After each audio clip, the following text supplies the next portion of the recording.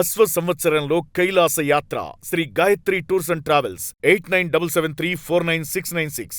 కల్తీ నెయ్యి కేసుపై ఏకసభ్య కమిషన్ దర్యాప్తు వేగవంతం చేసింది. కల్తీ నెయ్యి సరఫరాకు సంబంధించిన రికార్డుల పరిశీలన, కొనుగోలు ఒప్పందాలు, సరఫరా బిల్లులు, నాణ్యత నివేదికలపై ప్రత్యేక దృష్టి సారించింది. సంబంధిత అధికారుల వాంగ్మూలాల నమోదు, పద్మావతి అతిథి గృహం నుంచి ప్రత్యక్షంగా విచారణ ప్రారంభించింది. కమిషన్కు లైజనింగ్ అధికారిగా రవి నియామకం జరిగింది. టీటీడీ నుంచి 5 సహాయక సిబ్బంది కేటాయింపు, 45 రోజుల సమగ్ర నివేదిక సమర్పించమంటూ కూడా ఆదేశాలున్నాయి. ఇక ఈ మేరకు కూడా 45 రోజులు కూడా సమగ్ర నివేదిక సమర్పించనుంది కమిషన్. బాధ్యులైనటువంటి వారిపై కఠిన చర్యలకు సిఫారసు చేసే అంశాల మీదే ఇప్పుడు అందరి ఆసక్తి కూడా నెలకొని ఉంది. ఎవరైతే దీనికి బాధ్యులయ్యారో వాళ్ళ మీద కూడా డెఫినెట్గా చర్యలు తీసుకోవాలంటూ కూడా ఇప్పటికే కూడా చెప్పడం జరిగింది. కఠినమైన చర్యలు తప్పవంటూ కూడా అన్నారు. ఇక దీని మీద ఇప్పుడు ఆసక్తి కొనసాగుతుంది. ఈ 45 రోజుల నివేదికలో కమిటీ ఏం నివేదించనుందనేది కూడా ఒక సస్పెన్స్ నెలకొని ఉంది. దీనికి సంబంధించిన డీటెయిల్స్ మా ప్రతినిధి మల్లికార్జున్ అడిగి తెలుసుకుందాం. మల్లికార్జున్, కల్తీ నెయ్యి వ్యవహారంలో కూడా పూర్తిగా కూడా 45 రోజుల్లో వ్యవధిలో నివేదిక సమర్పించేందుకు ఇప్పుడు రెడీ అయినట్టు తెలుస్తోంది. పూర్తి డీటెయిల్స్ ఏంటి ఈ విచారణకు సంబంధించి, ఈ కమిటీకి సంబంధించి?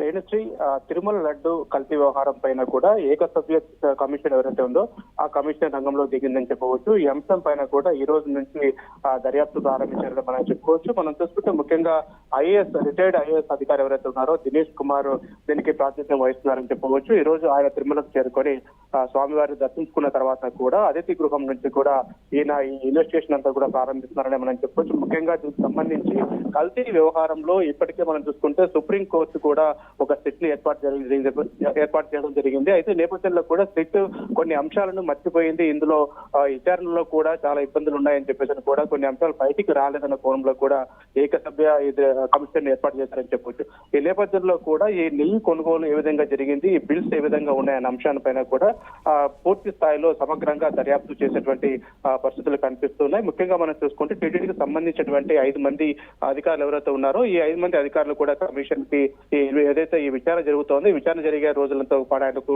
సహాయం చేస్తారని మనం చెప్పుకోవచ్చు. పూర్తి స్థాయిలో 45 రోజుల్లోపు కూడా రాష్ట్ర ప్రభుత్వానికి ఒక నివేదిక ఇవ్వాల్సినటువంటి అవసరం ఉంటుంది. కాబట్టి ఈ రోజు నుంచి కూడా ఇక్కడ విచారణ ప్రారంభించారని మనం చెప్పుకోవచ్చు. ముఖ్యంగా ఆ కల్తీ నెయ్యి అంశం ఏ విధంగా జరిగింది, బిల్లులు ఏ విధంగా చేశారు, అప్పుడున్నటువంటి అధికారులు ఏ రకంగా పనిచేశారు అనే అంశం పైన కూడా పూర్తిగా లోతైన అధ్యయనం చేసేటువంటి అవకాశం కనపడతా ఉంది. అయితే ఇప్పటికే మనం చూసుకుంటే సుప్రీంకోర్టులో దీనిపైన సిట్ వేయడం జరిగిందని చెప్పవచ్చు. సిట్ కూడా పూర్తి స్థాయిలో ఇక్కడే కల్తీ జరగలేదని చెప్పేసి అని కూడా పూర్తి నివేదికను కూడా ఇచ్చినటువంటి అంశం ఉంది. అయితే ఈ అంశం పైన కూడా రాష్ట్ర ప్రభుత్వం సంతృప్తి చెందకపోవడం పట్ల మన పూర్తి స్థాయిలో మన రాష్ట్ర ప్రభుత్వం ముఖ్యమంత్రి చంద్రబాబు నాయుడు దీనిపైన కూడా ఈ కమిషన్ ని ఏర్పాటు చేశారని చెప్పవచ్చు. ఏదైతే దినేష్ కుమార్ ఆధ్వర్యంలో కూడా పూర్తి స్థాయిలో ఈ ఇన్వెస్టిగేషన్ అయితే కొనసాగుతుందని మనం చెప్పవచ్చు.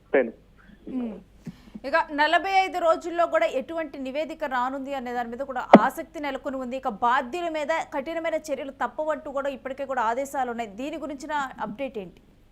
రేణుశ్రీ, పూర్తి స్థాయిలో సిట్ ఇది వరకు కూడా దర్యాప్తు చేసిందని చెప్పవచ్చు అన్ని కోణాల్లో. ఈ నేపథ్యంలో కూడా ఎక్కడ కల్తీ అన్న మాట లేదు, కల్తీ జరగలేదు అని చెప్పేసి కూడా, ఎందుకంటే అత్యున్నత న్యాయస్థానం సుప్రీంకోర్టు ఇన్వెస్టిగేషన్ ప్రారంభించింది. సిట్ కూడా రిపోర్ట్ ఇచ్చినటువంటి పరిస్థితులు మనం చూసామైతే దీనిపైన వైసీపీ నేతలు కూడా పూర్తి స్థాయిలో టీడీపీ నేతలపైన కూడా ఆగ్రహం వ్యక్తం చేశారు. మా పైన అనవసరమైన నిందలు వేశారంటూ కూడా వారు ఆగ్రహం వ్యక్తం చేసినటువంటి పరిస్థితులు కూడా మనం చూస్తామైతే 45 రోజుల్లోపు కూడా ఏదైతే సిట్ దర్యాప్తు సరిగ్గా జరగలేదు అన్నది రాష్ట్ర ప్రభుత్వం యొక్క ఆరోపణ. ఈ నేపథ్యంలో కూడా ఒక కమిషన్ ఏర్పాటు చేస్తున్నామని చెప్పి కూడా కమిషన్ ఏర్పాటు చేస్తారు. ఈ కమిషన్ పూర్తి స్థాయిలో 45 రోజులతో పాటుగా ఇక్కడ తిరుపతిలోనే ఉంటారని చెప్పవచ్చు. వీరికి ఒక అతిథి గృహాన్ని కూడా అక్కడ ఏర్పాటు చేశారు దినేష్ కుమార్ అనే టీం కి. అయితే వీరు 45 రోజుల్లో పాటు ఇక్కడ ఏ విధంగా కల్తీ నెయ్యి జరిగింది, నెయ్యి ఎక్కడి నుంచి సరఫరా చేస్తున్నారు, నెయ్యి సరఫరా జరిగినప్పుడు కల్తీ జరిగినప్పుడు ఎవరెవరు అధికారులు అక్కడ పనిచేశారు అంటే పూర్తి స్థాయిలో ఈ పత్రాలు ఏవైతే ఉంటాయో డీటెయిల్స్ సంబంధించిన అన్ని అంశాలని కూడా ఈవోకు పూర్తి స్థాయిలో ఆదేశించారని చెప్పవచ్చు. ఎవరైతే ముద్దాడ రవిచంద్ర ఉన్నారో రవిచంద్రకు అన్ని పత్రాలు తమ ముందు ఉంచాలి అని చెప్పేసి కూడా పూర్తి స్థాయిలో ఆయనకు ఆదేశాలు కూడా జారీ చేసినటువంటి పరిస్థితి ఉన్న నేపథ్యంలో కూడా దీనికి సంబంధించి ఈవో కూడా అన్ని ఆధారాలను ఆ నెయ్యి ఎక్కడి నుంచి కొనుగోలు చేస్తున్నారు, ఏ రకంగా అవి ఇక్కడికి వస్తుంది, ఇక్కడికి వచ్చిన తర్వాత ఎన్ని స్టేజ్లో వాటి నెయ్యిని తనిఖీలు చేసి పూర్తి స్థాయిలో పైకి పంపిస్తారన్న దానిపైన కూడా పూర్తి స్థాయిలో సమగ్రమైనటువంటి విచారణ కొనసాగే అవకాశం కనపడుతోంది. పూర్తి స్థాయిలో 45 రోజుల్లో కూడా ఈ ఏకసభ్య కమిషన్ పూర్తి స్థాయిలో రాష్ట్ర ప్రభుత్వానికి ఒక నివేదిక కూడా ఇచ్చేటువంటి అవకాశం ఉంటుంది. ఈ నివేదికలో ఏం బయటపడుతుంది అన్నది ఇప్పుడు అందరిలోనూ ఆసక్తి నెలకొందని చెప్పవచ్చు. రెండు తెలుగు రాష్ట్రాల్లో లడ్డు అంశం చాలా వివాదాస్పదంగా మారింది కాబట్టి ఇప్పటికే సిట్ దీనిపైన సమగ్రంగా పూర్తి స్థాయిలో విచారణ జరిపిన తర్వాత ఏ కల్తీ జరగలేదని రిపోర్ట్ ఇచ్చింది. అయితే ఈ ఏకసభ్య కమిషన్ ఏ విధంగా రిపోర్ట్ ఇస్తుందని దానిపైన కూడా తర్వాత ఉత్కంఠ అయితే నెలకొన్నటువంటి పరిస్థితి మనం చూస్తున్నాం. మల్లికార్జున్ మీ దగ్గర నుంచి డీటెయిల్స్ తీసుకుంటాం. ఇక సంబంధిత అధికారుల వాంగ్మూలాలు నమోదు చేయనున్నారు. పద్మావతి అతిథి గృహం నుంచి ప్రత్యక్షంగా కూడా విచారణ ప్రారంభించారు. కమిషన్ కి లైజనింగ్ అధికారిగా రవి నియామకం జరిగింది. టీటీడీ నుంచి ఈ కమిషన్ కూడా 5 సిబ్బందిని కేటాయించడం జరిగింది. 45 రోజుల్లో కూడా పూర్తిగా కూడా సమగ్ర నివేదికను సమర్పించనుంది కమిషన్.